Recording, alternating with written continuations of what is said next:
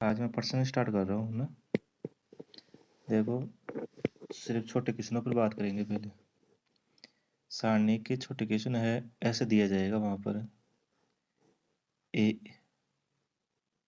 5 3 1 2। वहां पर ना तो ऐसे बोला बोला जाएगा कि मान ज्ञात कीजिए, कुछ भी नहीं बोलेगा, ऐसे दे देगा डायरेक्ट ही। बस इसका मतलब है कि सारणी का मान ज्ञात कीजिए।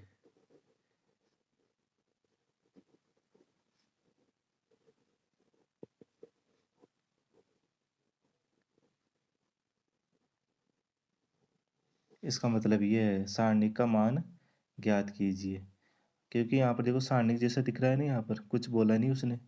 एक बार ऐसी गलती भी हो जाती है, कभी कभी ऐसे लिख देता है।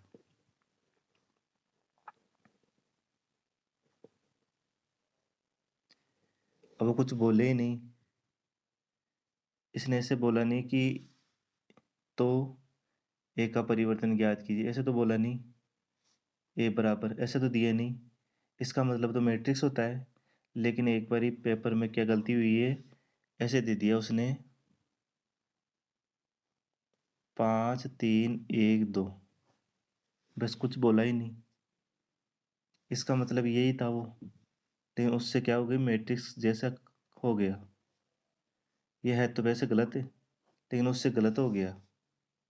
प्रिंटिंग मशीन से क्या हो गया, गलत हो गया। लेकिन वैसे आपको आपको क्या करना है, सारणिक समझनी है इसे, है ना। तो अपन क्या करेंगे, पहले क्वेश्चन को हल करेंगे इसे। 5 3 1 2।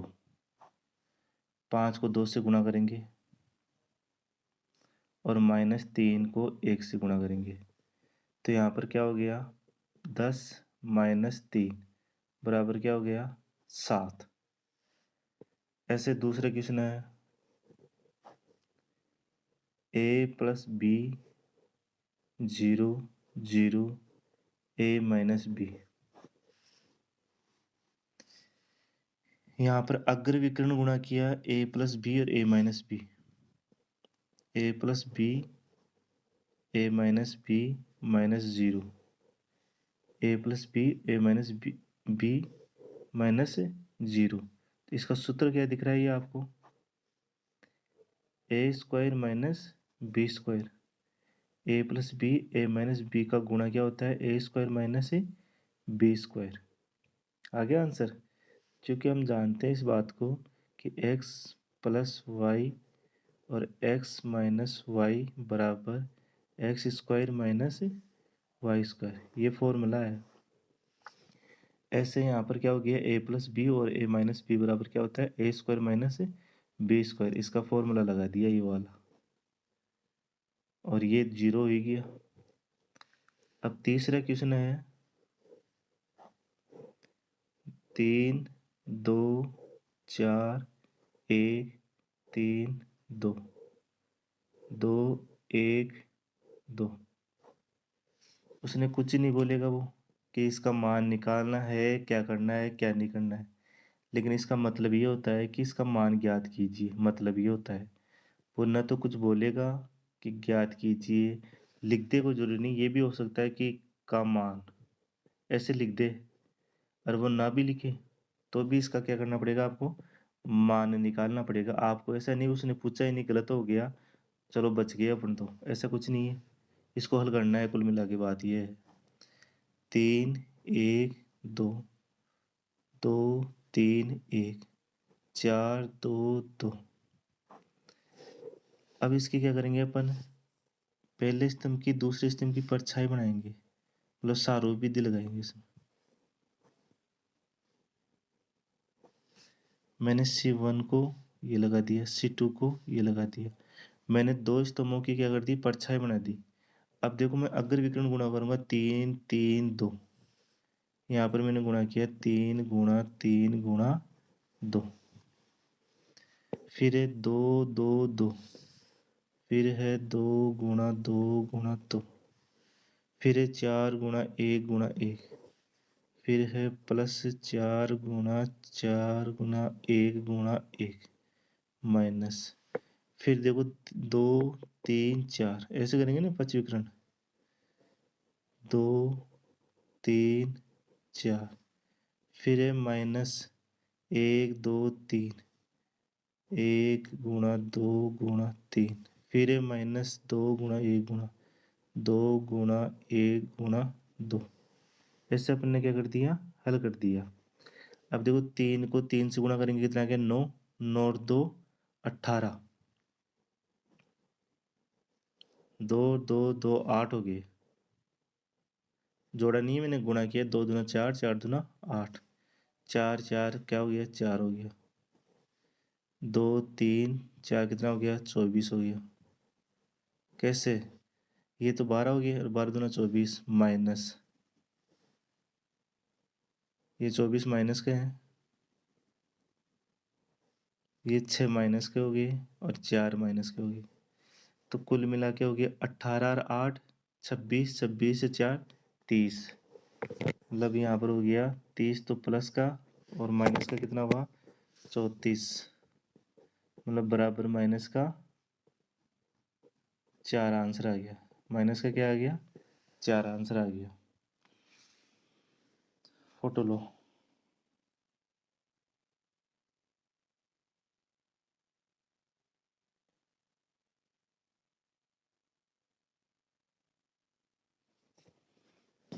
अगला क्वेश्चन देखो,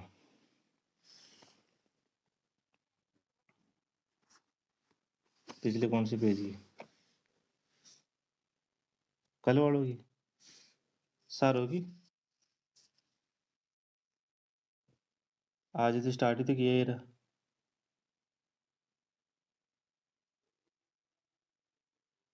हाँ तो यही है, सिर्फ ये रहा। अब आगे देखो, बी सी डी ई, इसने कुछ ही नहीं बोला, नो टाइप का क्वेश्चन है। बी को इससे गुणा करेंगे, बी ई, डी को सी से गुणा करेंगे, या सी डी कर दो, बस आंसर आ गया। ये ध्यान रखना, 100% क्वेश्चन आएगा। एक तो 2 गुणा 2 का, और एक 3 गुणा 3 का, सारणी का 100% हर साल आता है क्वेश्चन, ध्यान रखना। ये उठा के देख लेना पेपर में। एक तो 2 गुणा 2 सारणी, और एक 3 गुणा 3, ये सारे पेपरों में उठा के देख लेना। इसके बाद में दिया है इसने, पांचवा क्वेश्चन है, ए बी सी डी। अब ऐसा क्वेश्चन देखो, इनमें इसमें परिवर्तन है, लेकिन तरीका तो एक ही है ना, इससे क्या फर्क पड़ता है। ऐसे भी दे दिया इसने, a d b c, a d minus B c, ये आंसर आ गया। आपको हल करना आना चाहिए, आपको प्रश्न से क्या मतलब है। इसके बाद में है छठा क्वेश्चन, यदि ए बराबर a B C D E F, तो ए का परिवर्तन। देखो, एक बार 2016 में या 17 में गलती हो गई प्रिंटिंग मशीन से, कि यदि ए बराबर सारणिक A B C D E F, तो ए का परिवर्तन। ये देखो, चिन्ह तो किसका लग रहा है, सारणिक जैसा लग रहा है, लेकिन भी ये है क्या, ये वास्तव में वैसे मैट्रिक्स है। ये क्या है, ये मैट्रिक्स। क्यों, क्योंकि सारणी का हमेशा मान वर्गाकार होता है। सारणी किस में होती है, हमेशा वर्गाकार में होती है। लेकिन ये किस में दे रखी है, 2 पंक्तियां हैं और 3 स्तंभ है, 1 2 3। तो ये 2 गुणा 3 क्रम है इसका। कितना क्रम है इसका, 2 गुणा 3। तो ये तो सारणी तो हो ही नहीं सकती, क्योंकि सारणी की हमेशा किस में होती है, वर्गाकार में होती है।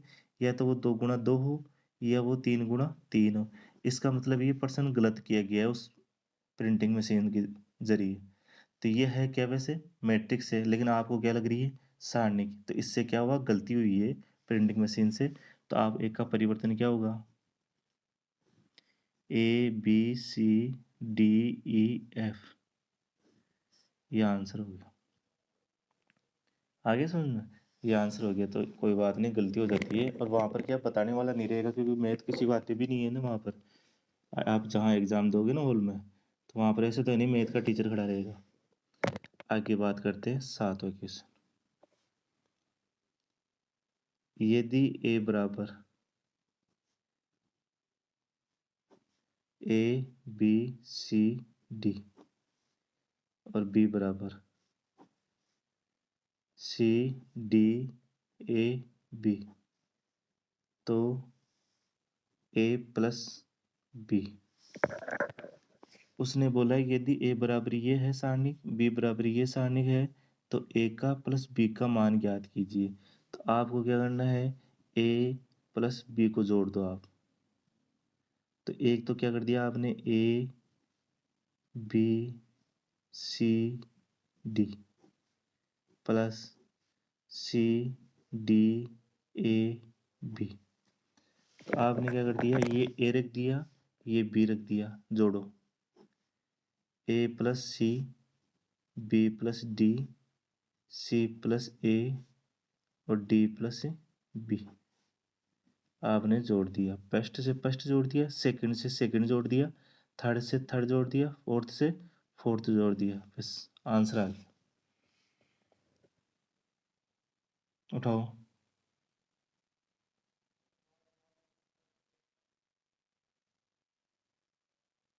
इसे तो उठा लो पहले।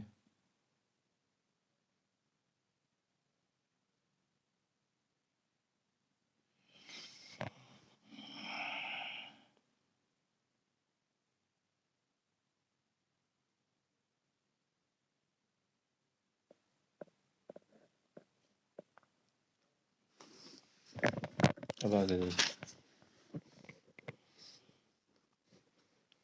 8वां क्वेश्चन है, यदि ए बराबर 5 3 4 2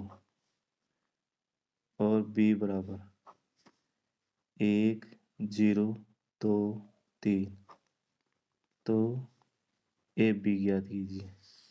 देखो ऐसा क्वेश्चन सारणिक में, पहले मैट्रिक्स में जैसे अपन ए को बी से गुणा करते थे ना, वैसे यहाँ पर सारणिक में दे दिया है इस प्रश्न को।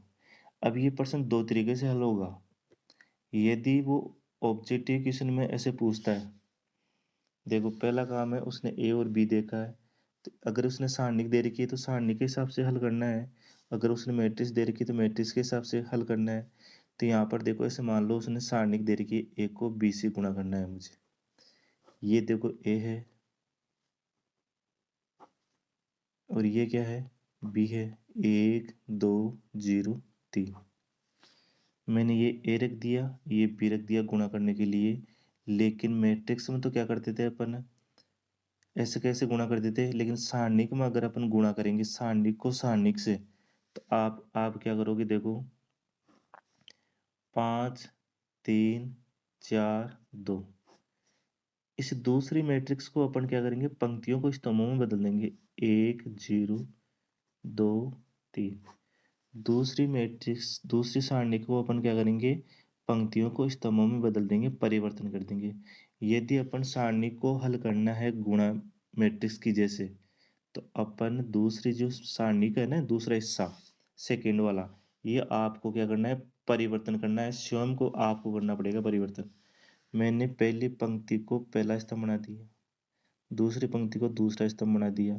आपने पढ़ा था गुणधर्म में, यदि किसी सारणी को पंक्तियों को स्तंभों में और स्तंभों को पंक्तियों में बदल दिया जाए तो सारणी का मान अपरिवर्तित रहता है। तो कोई फर्क तो पड़ेगा नहीं इसके ऊपर, लेकिन आपको कुछ हल करने के लिए आवश्यकता है ऐसा करने पर, तो आपने क्या कर दिया, दूसरी सारणी को परिवर्तन कर दिया। अब जैसा अपन ने पहले जो मैट्रिक्स में गुणा किया था वैसे के वैसे गुणा करना है। 5 को 1 से करना है और 3 को 0 से करना है, कर दिया। अब पहली पंक्ति को दूसरे से करेंगे, 5 को 2 से गुणा करेंगे और 3 को 3 से गुणा करेंगे। पहली पंक्ति को पहला स्तंभ, पहले पंक्ति को दूसरा स्तंभ, फिर दूसरी पंक्ति को पहला स्तंभ। 4 को 1 से और 2 को 0 से, 4 1 2 0, फिर 4 को 2 से और 2 को 3 से, 2 को 3 से, ऐसे गुणा कर दिया आपने।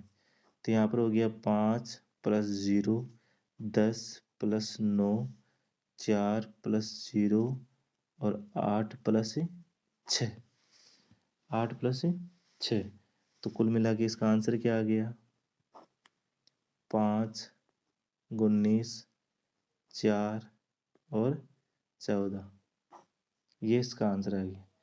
एक तरीका तो इसका ये है, और दूसरा तरीका है, अगर ये कब है, कब जब ऑब्जेक्टिव क्वेश्चन में ऐसा दे रखा है, ए बराबर 5 19 4 14, बी बराबर 3 20 21 10, सी 3 2 1 4, और डी कोई नहीं।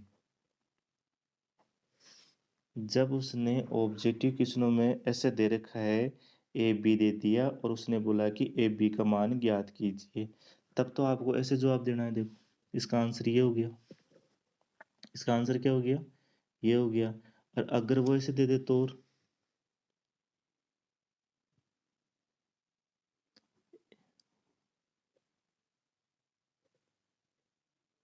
कितना करते हैं, जैसे यहाँ पर आ गया, इसको कितना गुणा करेंगे,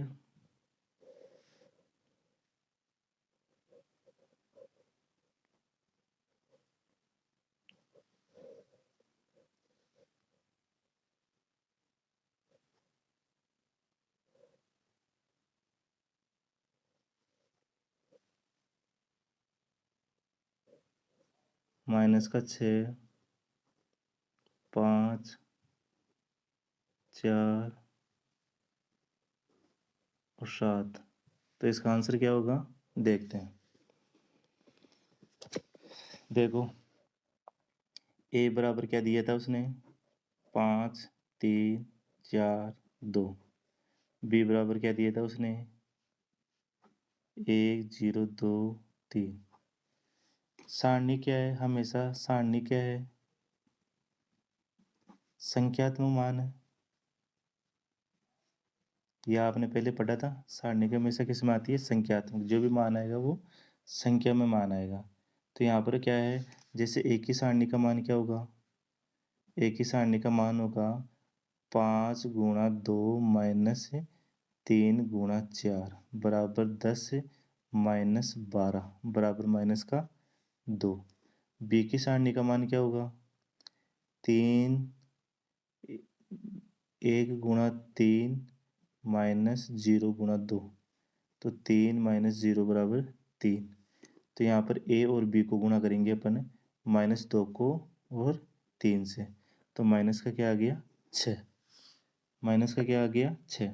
सारणी को अलग अलग सारणी का मान निकाल के फिर भी गुणा किया जा सकता है। अगर आप सारणी को अलग अलग गुणा करोगे ना, इन दोनों को, इनको हल अलग कर लिया, इसका हल अलग कर लिया, इसका हल किया तो क्या आया, -2, इसका हल बी का हल किया तो क्या आया, 3, और 2 -2 को 3 को गुणा करेंगे तो कितना आंसर आएगा, -6। जी, यहाँ पर ऑब्जेक्टिव क्वेश्चन में क्या दे रखा है, -6। और वैसे भी देखो, इसको हल करो, 5 को 14 से गुणा करेंगे और 19 को 4 से गुणा करेंगे, तो 5 को 14 से गुणा करेंगे तो 70 माइनस 76, 70 माइनस 76, आंसर क्या है, वही -6 आया। तो दोनों का आंसर क्या है, बराबर है। तो इससे ऐसे भी अगर वो ऐसे पूछता है ऑब्जेक्टिव क्वेश्चन में, तो आपका जवाब क्या होगा, -6।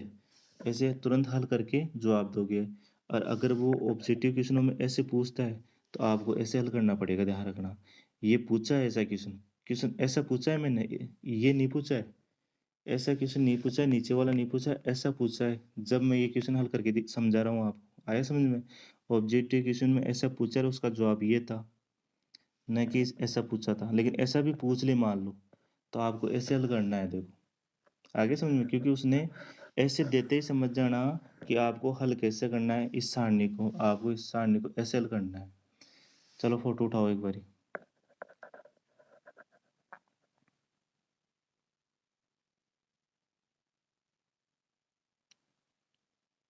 परिवर्तन करके फिर हल करना है सारणी को, ध्यान रखना। किसको, सेकंड शब्द को फिर हल करना है। जैसे मैट्रिक्स को गुणा किया था ना, वैसे के वैसे गुणा करना है, लेकिन सेकंड सारणी को आपको परिवर्तन करके फिर हल करना है। ये उठाओ, ये ध्यान रखना, ऐसा प्रश्न आ चुका है, दोबारा आ सकता है। आ जाएगा भाई, धीरे धीरे रुको, सब समझ में आ जाएगा। टाइम लगता है, ऐसे आज नहीं आएगा भाई। अगला क्वेश्चन है, ऐसे क्वेश्चन दे दिया A plus B C plus B C minus B A minus B. उसने कुछ नहीं बोला, हल कीजिए। तो अपन यहाँ पर क्या करेंगे,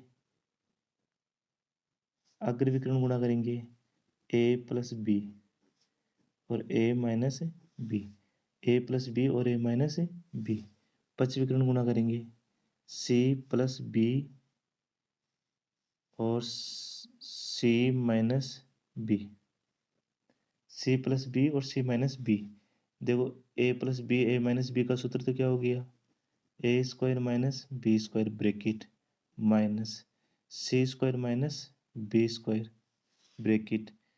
देखो A plus B A minus B, इसका फॉर्मूला क्या हो गया, A square minus B square जो आपने 10th क्लास में पढ़ा था, और सी प्लस डी और सी माइनस सी प्लस बी और सी माइनस बी का सूत्र क्या होता है, सी स्क्वायर माइनस बी स्क्वायर। ये भी आपने 10th में पढ़ा था। कौन सा सूत्र था, एक्स माइनस वाई या प्लस और एक्स माइनस वाई बराबर x square minus y square. ये आपने 10th क्लास में पढ़ा था। अब यहाँ पर इन दोनों को अपने खोल दिया, ए स्क्वायर माइनस बी स्क्वायर सी स्क्वायर माइनस बी स्क्वायर। देखो ये माइनस माइनस क्या हो गया, प्लस हो गया, और ये प्लस माइनस क्या हो गया, माइनस हो गया। अब देखो ये बी स्क्वायर तो माइनस का है और ये बी स्क्वायर प्लस का है, दोनों बाई लॉग कट गए। तो यहाँ पर आंसर क्या बच गया, A square minus C square answer आ गया इसका। ऐसा क्वेश्चन एक बार नहीं, दो बार नहीं, 3 या 4 बार पूछ चुका है, इसमें कोई शक नहीं है। अगला क्वेश्चन है, x का मान ज्ञात कीजिए।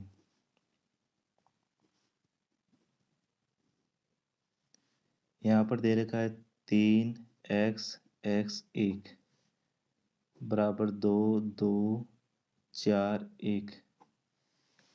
देखो x का मान 100% पूछेगा, भले वो चाहे मैट्रिक्स में पूछे और चाहे वो सारणिक में पूछे, लेकिन पूछेगा 100%, ये पक्का है। x का मान क्या पूछेगा, वो 100% पूछेगा।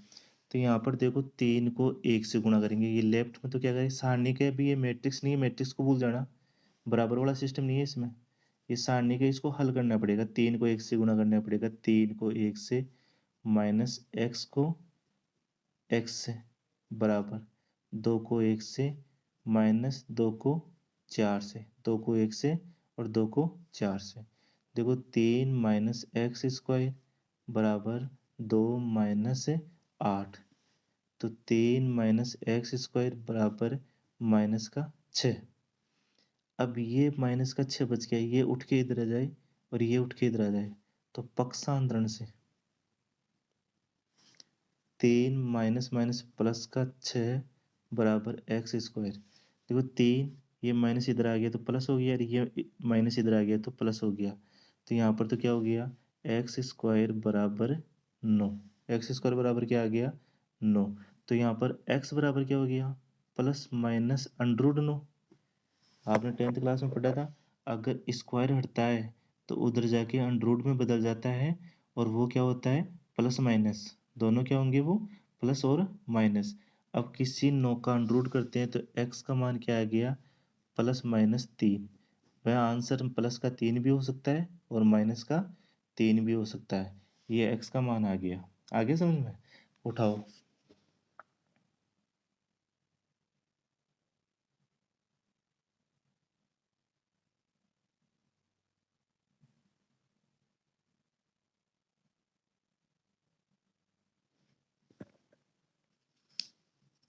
अगर ये पर्सन,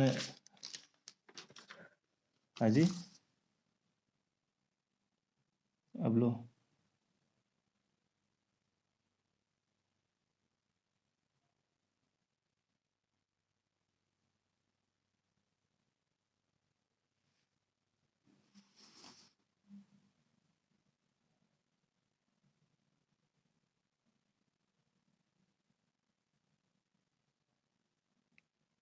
व्हाट्सएप पर कर दिया करो, मैं भेज दूंगा, जिसके पास इसके ना हो ना।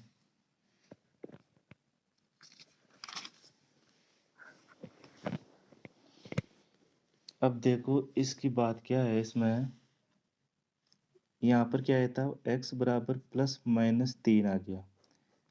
इस क्वेश्चन को वहाँ पर पेपर में न दे के वो क्या कर दे, वो ऑब्जेक्टिव क्वेश्चन में दे दे, तो वहाँ पर ऐसे आ जाए a बराबर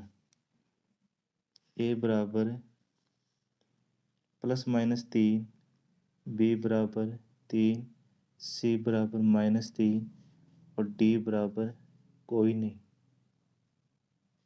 एक तो ऐसा प्रश्न पूछ ले, देखो a बराबर +-3, प्लस का 3, माइनस का 3 और कोई नहीं। वैसे इसके आंसर तो तीनों ही है, लेकिन आप किसे चुनोगे, इसे चुनोगे आप +-3 को। आ गया समझ में? क्योंकि +-3 है इसका आंसर, इन दो की तो बात ही नहीं करेंगे अपन, क्योंकि ये दोनों ही है ये। अगर वो किसी ने ऐसे दे दे दूसरे ऑप्शन में, a बराबर 3, b बराबर -3, c बराबर a व b और d बराबर कोई नहीं, आप किसे चुनोगे, इसे चुनोगे, ध्यान रखना, a व b, क्योंकि प्लस का 3 भी है और माइनस का 3 भी है, आप इसे चुनोगे, किसे चुनोगे, a व b।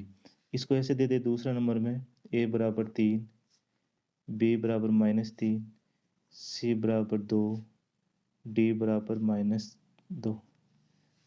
आप किसे चुनोगे, प्लस वाले को चुनोगे आप, किसे चुनोगे आप, प्लस वाले चुनोगे। क्यों? क्योंकि हमेशा प्लस वाले को चुना जाता है पहले, फिर बाद में वो प्लस का न हो तो माइनस को चुनोगे आप। और वो ऐसे दे दे पर्सन, a बराबर 4, b बराबर -3, c बराबर 2 और d बराबर कोई नहीं।